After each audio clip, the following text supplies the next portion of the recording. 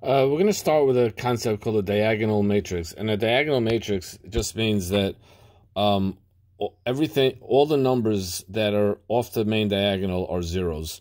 So this guy here is a diagonal matrix because everything that's not on the main diagonal,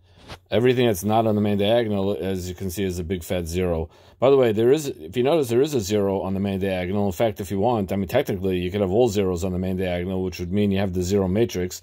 And the zero matrix is technically a diagonal matrix. Now we talk about a matrix being diagonalizable. I can never pronounce that word. So A is an n by n matrix, and A is diagonalizable if there exists an invertible matrix P, such that P inverse A times P is diagonal. By the way, another way of saying this is that A is similar to a diagonal matrix. What does similar mean? Funny you should ask. A is similar to B when there exists an invertible matrix P, such that P inverse A, P equals B. And of course, hand in hand, A is equal to P times B, P inverse. These two things go hand in hand, because if I take this first equation, multiply by P on the left and P inverse on the right, I'm going to wind up with the second equation.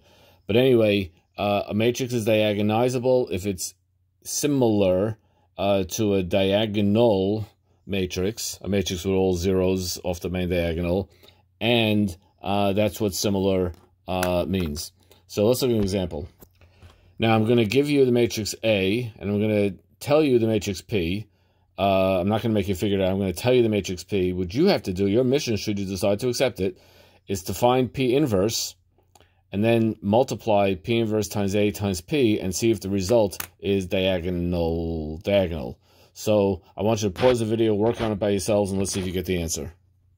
Here we are waiting in Barry Potter production studios. By the way, this original artwork is soon going to be in the Louvre, but you can still see it just online with pictures. So the first thing I want to do is I need to find P inverse. So we do the old process where I line up the two matrices. That's the identity matrix on the right, and that's P on the left. And then I just do my thingy-dingies, and I finally get this is my P inverse. So now I'm going to do P inverse times A times P and see what happens. Well, when I multiply P inverse times A, I get this guy over here.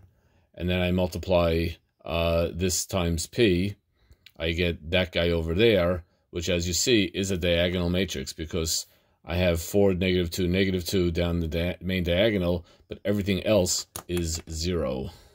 You're probably wondering, what does this have to do with eigenvalues and eigenvectors, etc.? Well, you're going to find out shortly. We're going to find out in the next video.